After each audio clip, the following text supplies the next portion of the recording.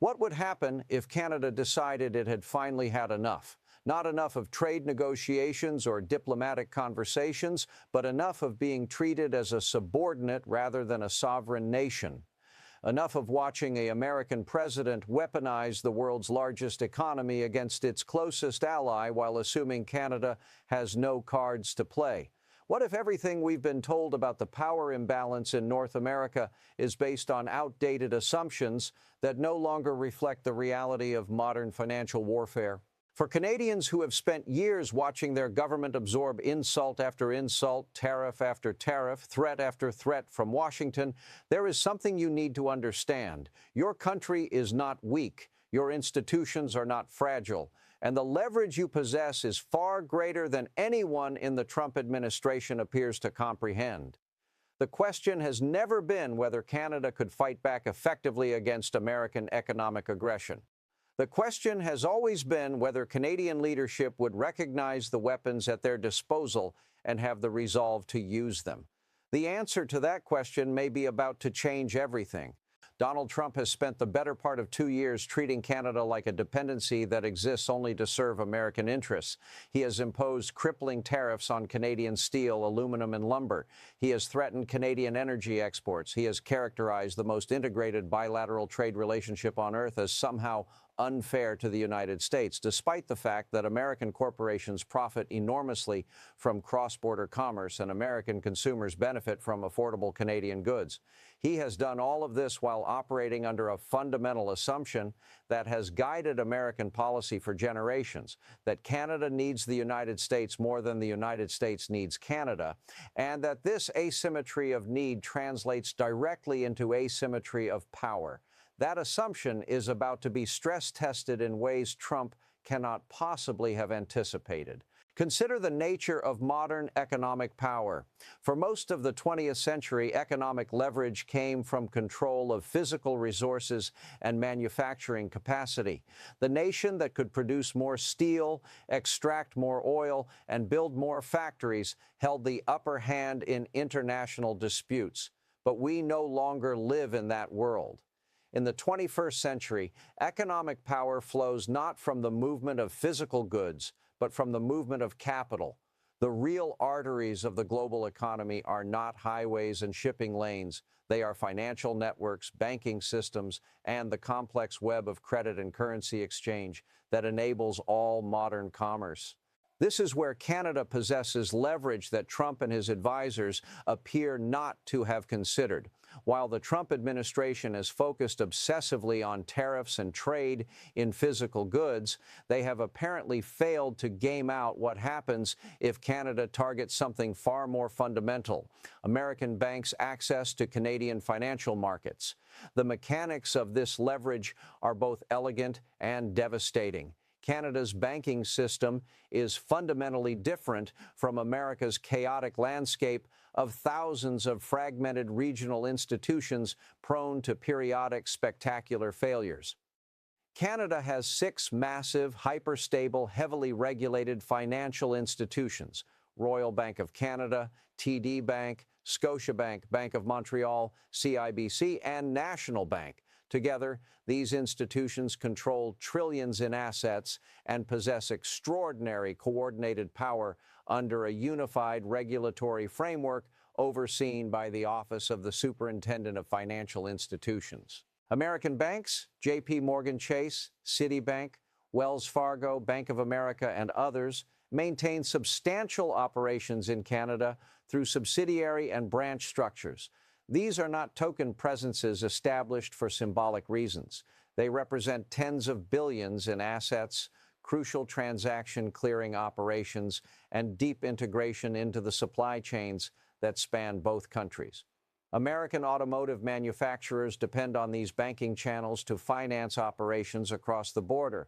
American corporations use these structures to manage Canadian payrolls, process vendor payments, and handle daily treasury operations. The flow of capital between Bay Street in Toronto and Wall Street in New York represents a critical artery of North American commerce that processes billions in transactions daily. Now, consider what would happen if the Canadian government, invoking national economic security provisions through the Superintendent of Financial Institutions, issued a regulatory directive restricting American banks' ability to conduct new business in Canada, not seizing assets or freezing accounts in the traditional sense. Those would be crude moves that violate international norms and risk retaliation. Instead, something far more sophisticated, suspending the operating licenses that allow American Schedule II and Schedule III banks to clear new transactions, issue new loans, or process Canadian dollar transactions through their systems. The existing positions remain in place, but the ability to conduct new business gets choked off. The pipeline connecting American financial institutions to Canadian markets gets systematically restricted. The immediate impact would be profound. Within minutes of such an announcement, trading floors in Manhattan would erupt. The stock prices of major American banks would face intense downward pressure as investors suddenly realize that Trump's trade war has finally touched something Wall Street assumed was sacrosanct. For years, American financial institutions have supported or at least tolerated Trump's aggressive tariff policies because the costs fell primarily on working-class consumers and manufacturing workers. The bankers believed their capital flows were immune, that the sacred movement of money would never become a battlefield. That comfortable assumption would evaporate instantly. Corporate treasurers at major American companies with Canadian operations would face immediate crisis.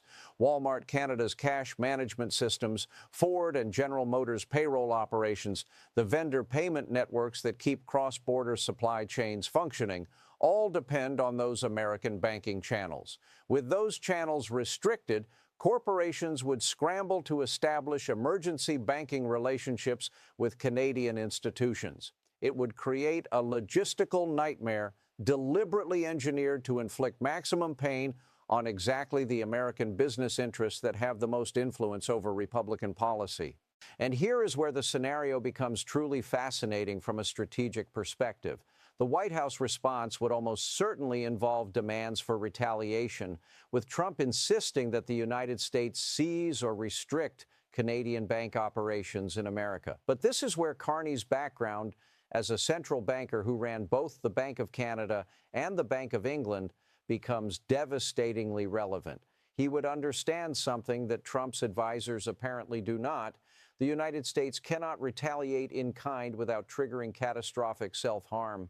Canadian banks are not peripheral players in American finance. TD Bank, Royal Bank of Canada, and others hold massive portfolios of American commercial real estate.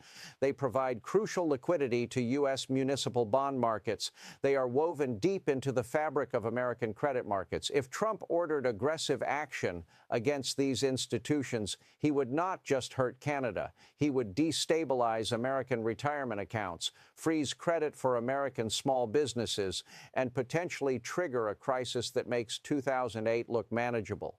The Canadian Big Six are systemically important to American financial stability in ways that American banks, while large, are not systemically critical to Canadian markets because of Canada's more concentrated and regulated banking structure. This is the nature of asymmetric leverage. It operates on the principle that sometimes the smaller power possesses weapons that the larger power cannot counter without destroying itself.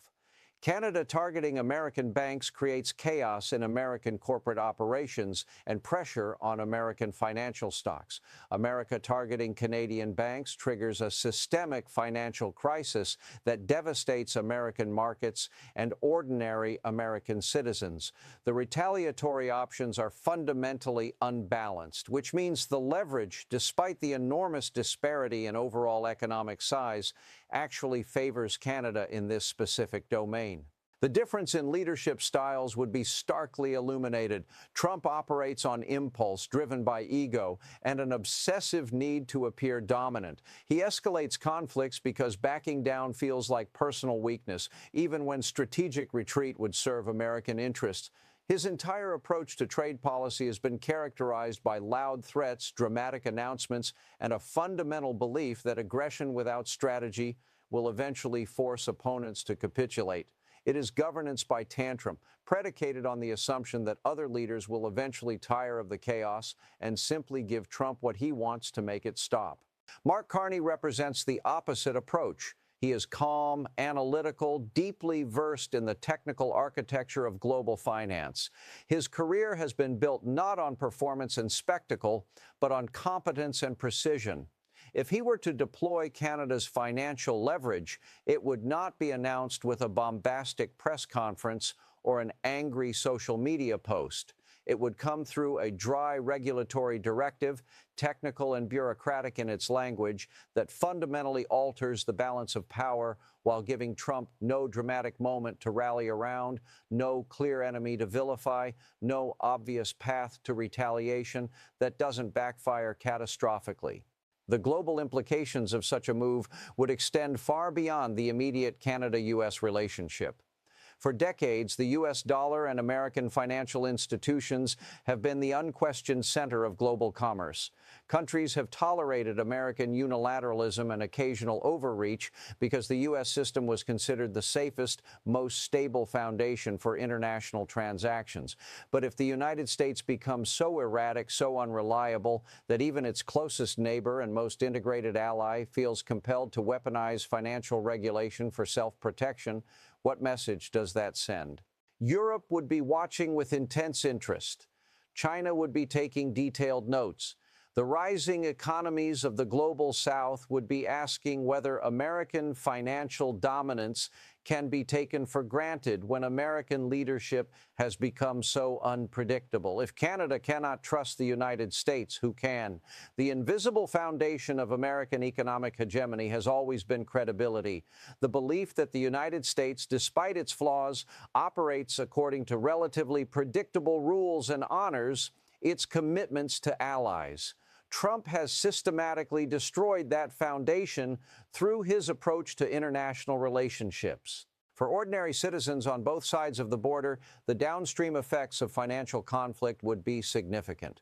When American banks face restrictions on their Canadian operations and see their stock prices decline, they do not simply absorb those costs. They tighten lending standards immediately. Mortgage rates rise. Auto loan qualification becomes more stringent. Small business lines of credit become harder to obtain. The flow of capital that keeps the economy functioning constricts as financial institutions become acutely aware of geopolitical risk. The inflationary pressures would compound existing problems. Trump's tariffs have already driven up costs for American consumers. A disruption to banking operations would intensify those pressures dramatically because supply chains depend on complex cross-border financing arrangements. When those financial mechanisms face friction, the cost of moving goods increases substantially. Lumber that builds American homes, minerals used in American electronics, energy that powers American homes and businesses all become more expensive. American consumers end up paying for Trump's ego and incompetence with every purchase, every utility bill, every glance at their shrinking retirement accounts. The Trump administration would inevitably attempt to shift blame, claiming that Canada acted unfairly or attacked American workers. This would be transparent propaganda. Canada would not have initiated this conflict. The entire crisis would trace directly back to Trump's decision to treat a sovereign ally as a subordinate that could be bullied into submission. Canada would simply be constructing defensive mechanisms to prevent Trump's recklessness from destroying their economy. The responsibility for consequences rests entirely with the party that started the confrontation. Several pathways could emerge from such a scenario. The first involves market pressure forcing capitulation. Stock prices plunge. Credit markets tighten. The CEOs of major banks and corporations march into the Oval Office and deliver an ultimatum: end the trade war immediately or watch the financial sector face serious disruption. Trump, confronted by unified opposition from the business community that forms his political base, drops the tariffs in a humiliating retreat. Canadian restrictions lift once American policy normalizes. It would represent total political defeat for Trump, but would prevent broader economic catastrophe. The second pathway involves escalation driven by ego. Trump's pathological inability to admit error prevents backing down. Instead, he doubles down, attempting to invoke emergency powers against Canadian institutions, despite warnings from his own Treasury Department that this risks financial crisis. Credit markets freeze. A severe recession begins. It becomes mutually assured economic destruction, and Trump might be reckless enough to press that button rather than accept the appearance of defeat. The third pathway involves legislative intervention. The business community panics sufficiently to turn on Trump. Congress, terrified of facing voters during economic collapse, threatens veto-proof legislation, stripping the president of tariff authorities. This fractures the Republican Party and creates constitutional crisis, but represents the only mechanism for wresting control from someone driving toward catastrophe. Regardless of which pathway emerges, the fundamental lesson remains clear. American economic dominance has rested on assumptions of stability, predictability, and institutional competence. Trump has undermined all three. He has governed through chaos, treated alliances as transactions, and demonstrated profound ignorance of how modern systems function. In a scenario where Canada responds by weaponizing its institutional sophistication, those American weaknesses get exposed devastatingly. For Canadians, this analysis should provide clarity. The leverage exists. The capability is real. Canada is not a powerless dependency that must endure whatever treatment Washington chooses to deliver. A middle power acting with strategic precision, led by someone who understands technical architecture of global finance, can bring even a superpower to a standstill. Competence defeats chaos. Strategy defeats impulse. Institutional stability defeats erratic populism. The question has never been whether Canada could fight back effectively. The capabilities have always existed, embedded in the structure of Canadian financial regulation and the strength of Canadian banking institutions. The question is whether Canadian leadership recognizes those capabilities and possesses the resolve to deploy them, whether they are willing to accept the risks and uncertainties that come with confronting American power directly, whether they prioritize sovereignty and self-respect over the comfortable pattern of accommodation that has defined the relationship for so long. The tools exist, the legal frameworks are in place, the institutional capacity is proven. What remains is a political decision about whether the moment has arrived to use them. Perhaps the real lesson is that sometimes the most dangerous choice is inaction, continuing to hope that reason will prevail, believing the other side will eventually recognize that mutually destructive conflict serves no one. Trump has shown no capacity for that recognition. Faced with that reality, continued accommodation does not preserve stability. It invites further exploitation. This is not a prediction of what will happen. It is an analysis of what could happen, an examination of leverage that exists whether or not it gets deployed. But for Canadians wondering whether their country has real power in this relationship, the answer should now be clear. Canada is not helpless. The capability to fundamentally alter this dynamic exists. The only question is whether it will be used and what consequences follow from that choice or from the choice not to act.